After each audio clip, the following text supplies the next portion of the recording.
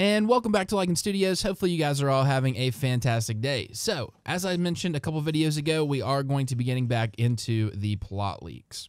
So we're going to be breaking down episode 1 today, and let me tell you, so the first episode really isn't too bad, but from here on out, there's going to be a lot of things wrong with this plot leak. It was a pretty popular one a couple months ago, and I just want to tell you, there is no way that somebody on set just happened to be reading through and this is everything that he remembered. So this is 100% fake. We are going to destroy it. We're going to break it down, and I'm going to tell you guys why it's fake, because I just think it's stupid for anybody to even say, oh yeah, this might be true. No, some things could happen just because obviously we've kind of deducted everything down that could probably happen, but yeah, there's no way that this is the plot. So yeah, before we get started, two things real quick is one, that my daughter is on my lap. I got her right now because obviously Jess started working. I told you guys that. And I think she has a cold, so her nose is a little stopped up, so if you hear her breathing, I do apologize. And two is that I'm actually going to be doing a Q&A very soon, so if you would like to be featured in that video, just leave me a question down below in the comments, and I'll answer it for sure. Also, be sure to thumbs up the video, subscribe if you haven't, and yeah, let's jump into the plot leak, episode 1 breakdown. All right, so I think I'm just going to pull the text up from the actual videos, and then I'm just going to talk over it. So, episode 1, we have Beric and Tormund warning Ed of the breakthrough at Eastwatch by the Sea from the Night King's dragon. Now, it definitely makes sense that Beric and Tormund would head from Eastwatch to Castle Black, just because for them, it's pretty much the closest location where they can send out some ravens and get some help. So it says, Ed begins to prepare ravens to warn everyone. Sounds legit. But then he hears the sound of a horn. The horn sounds 3 times, which of course means that the army of the dead are approaching. Now, this is a little weird. I mean, I guess they could show Castle Black and stuff again getting attacked, but at the same time, there's not really many people at Castle Black, and Castle Black's kind of out of the way for the Night King. He would be going directly to the west instead of to the south, which we know is his goal. Also, you guys know that I get a lot of my news from Watchers on the Wall, and they did come out with an article a while ago stating that the opening scene will actually be in Wintertown. Now, I'm not too sure whether or not you can really trust that, just depending on where they actually got that information. But if it does start in Wintertown, I think this will not take place at all. I think they'll find Tormund and Beric later on, possibly in a few scenes after the opener. Because Wintertown, of course, is right outside Winterfell, and I figure if they're going to show Wintertown, it's probably because the Army of the Dead has already reached it. But you never know. I guess they could also be picking up with Jon and Dany in Wintertown for some reason, but I highly doubt it. If it was up to me, I think the first scene would actually be at White Harbor with Jon and Dany, but we'll just see what happens.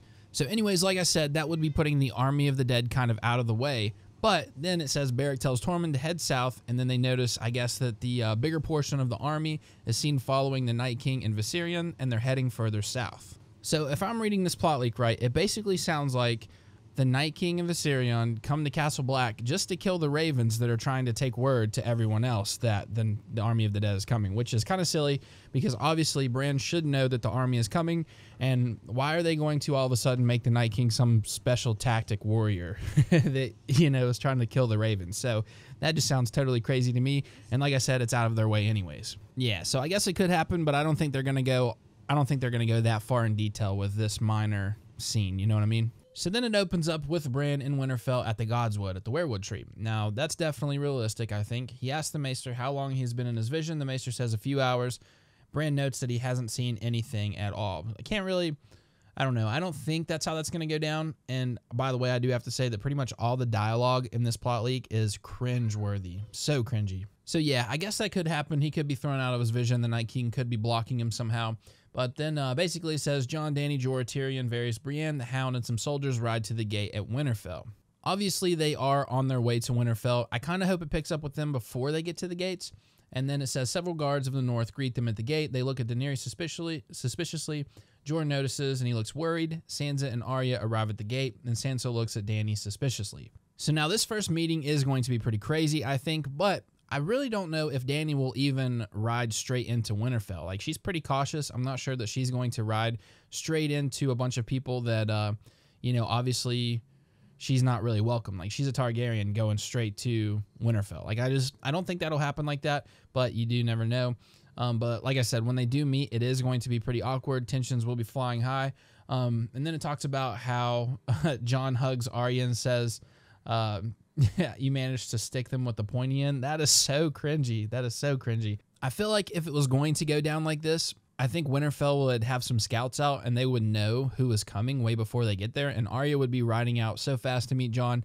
Basically, what I'm saying is when Jon and Arya meet again, it is going to be very, very, very emotional. He's not going to just be like, oh, so you stuck him with the pointy end. No, that's stupid. And also, I mean, they're going to be able to see her dragons from miles away. The one good thing is we do have Ghost popping up in the scene. He's next to Sam while him, Gilly, and the baby are looking from across the yard. That could be true. It says Sansa tells Jon that Bran's situation is hard to explain. That just sounds silly to me. Sansa says Bran has visions. I don't know. That's just not how that's going to go down at all, I don't think. It's just so cringy. Brienne asks Sansa where Littlefinger is. Jon wants to know that as well. I wonder why Brienne would be so caught up on Littlefinger right away. I don't think that's going to be one of the first things that they bring up. You know what I mean? Like, he's not very important. Obviously, if Bran's having visions and stuff, and they're going to start talking about how the Army of the Dead just broke through the wall, I don't think Littlefinger is going to be something that Brienne brings up super fast. Obviously, these are just my opinions. I mean, some of this stuff could go down this way. I just highly doubt it. Then basically Jon and Sam start to talk a little bit. Jon asks about the dragon glass on Dragonstone, and then he talks about how he has killed White Walkers with Longclaw. So then, of course, another very interesting meeting will be Sansa and Tyrion. They start to talk about it a little bit. Sansa does say that Littlefinger was behind it, and that would be a good way for Littlefinger to actually be brought up again, because I don't think they're going to be like, oh, where's Littlefinger? And then it says Jon talks to Sansa. Winterfell is being prepared. That's definitely plausible. We know that there is going to be a major battle in Winterfell just from all the pictures and stuff we've seen, and obviously they did raise their defenses. So then it says that Jon basically has everybody gather in the main hall. He's going to tell everybody that he has bent the knee to Daenerys Targaryen. Now, I honestly don't know if that's a good idea, because that's going to start like some major problems. Obviously, the Northerners, they don't trust Dany or the Targaryens. Like I said, I can't even see Dany just waltzing right into Winterfell, knowing that not a lot of people are really comfortable with her or her family name. So I'm not too sure that Jon is just going to tell everybody. I think he may make it seem like an alliance. That way they can kind of just smoothly get through it and continue the fight against the Army of the Dead. But I guess if he does tell people, what better way to do it in front of everyone in the main hall?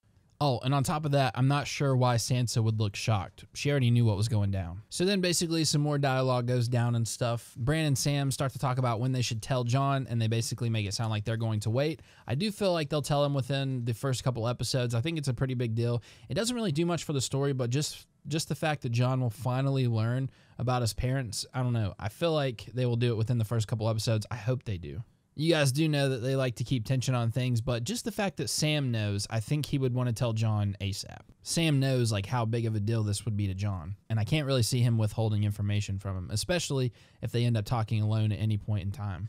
But then we basically just have some more dialogue to close out that scene. They talk about sending their men north, which I think is a little silly. I'm not too sure how their tactics and stuff are going to go down, but I don't feel like meeting the Army of the Dead head on is the best way to go about it, but you never know. So I'm not going to lie, the next couple scenes are pretty okay. We basically have Qyburn talking with Cersei about, their plan, I guess, to either destroy the city with wildfire or just use it to combat either the Army of the Dead or Jon and Dany after they finish up with the Army of the Dead. That seems pretty solid. I think we've all kind of deducted down that wildfire will definitely be in play. So then we move over to Essos. It looks like Euron has actually met up with the Golden Company. This is definitely realistic too, because we do know that is where he is headed. I'm not too sure what exactly is going to go down with it. I kind of feel like maybe they'll just show him coming back. I doubt they'll really show him like by himself talking to the Golden Company, but you never know. That definitely could go down either way. And then we move on to Jaime and Bronn. So this is kind of what I was talking about with these plot leaks. Like, we do have some things that we figure will definitely come true. So it kind of does make people think that, hey, this could definitely happen. But still don't believe in this plot leak. But I do believe that Bronn will end up joining up with Jaime while they're heading towards Winterfell. It is kind of weird, though, if you're thinking that we basically left off with Jaime pretty much right outside of King's Landing, and we also left off with Jon and Dany on their way to White Harbor. Just the fact that they've already made it there and then to Winterfell, you would think that Jaime would already be a little bit further than just a few miles outside of the city, but that's just kind of timing and stuff like that. You never really know how that's really going to play out. But you would think as long as they're making us wait, it would be pretty on par. But yeah, I would say it's very likely that Bronn and Jaime end up meeting up together and they start to head north, especially since we know that Bronn and Cersei can't really be on set together at the same time. So it makes sense to kind of take Bronn, further away from King's Landing. But then we have my favorite scene followed by my least favorite scene. So basically we have Jon and Dany in the crypts below Winterfell. Now this obviously would be very interesting just because of, you know, the past with Rhaegar and Lyanna. Rhaegar obviously being Dany's brother and Lyanna being Jon's mom that he knows nothing about. Now, I'm pretty sure we have also had reports that there are, you know, some characters being filmed in the crypts, so we just don't know who they are. But Jon and Dany seems very plausible. It would be really cool if Sam and Bran also joined them, because this would be a great place to tell Jon about his parentage. But you never know. Also, I think it would be pretty cool if Tyrion was down there, just because obviously he knows about Jon and Dany, and it would just be interesting because Tyrion's a very smart guy, and I just think it would be cool if he was down there as well. But in this scenario, kind of another reason I brought him up is because in the next scene, it shows him, I guess, writing a letter, and it doesn't really tell, you know, who the letter's to. And then I don't think it ever brings it up again. But this kind of sets the notion that Tyrion is going to betray Jon and Dany, which you guys know I definitely do not like. Maybe he's writing a letter to Daario Naharis. That would be pretty cool.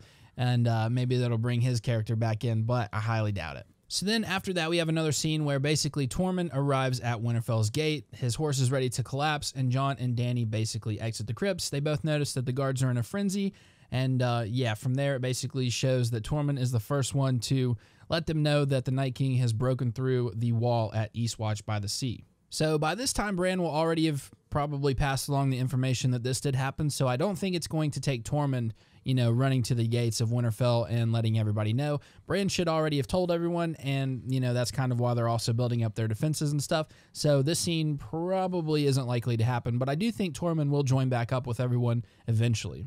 I do, however, like how this episode ends. We switch over to the last hearth, the House of Umber in the north, and basically it shows like a kid playing outside. He kind of turns around and sees all these blue eyes just staring at him. Everybody pretty much gets slaughtered, and then it shows Ned Umber opening his eyes with a piercing blue color, and the episode ends. That was actually perfect timing because I think Lila is getting hungry. You can probably hear her talking and stuff.